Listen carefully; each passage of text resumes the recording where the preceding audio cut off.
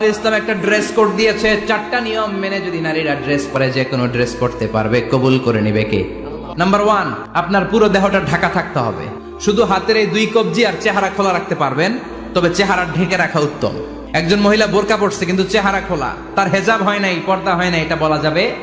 কিন্তু উত্তম হচ্ছে চেহারা ঢেকে রাখা, কারণ চেহারা সৌন্দর্যের রাজধানী। চেহারা দেখলাম তো সব বোঝা গেল, ঠিক কিনা? কেমন মাধুর্যতা আছে, দেখতে কেমন সুন্দরী কিনা সব বোঝা যায়। এজন্য চেহারাটাও ঢেকে রাখবেন, চোখটা খোলা রাখবেন।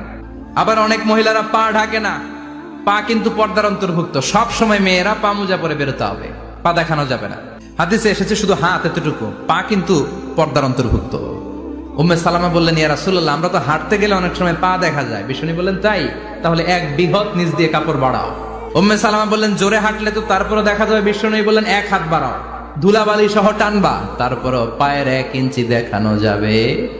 2 নম্বরের নিয়ম, পোশাক ঢিলে ঢালা হবে না, টাইট ফিটিং। আবার পুরুষদের পোশাক হতে পারবে এই 4টা নিয়ম মেনে। যে যেই ধরনের পোশাক পরেন, চাদর পরেন সমস্যা নাই, মেক্সি পরলেও সমস্যা নাই, বোরকা পরলেও সমস্যা নাই, কিন্তু পোশাকটা শালীন পোশাক হতে হবে। পুরুষদের পোশাক পরা যাবে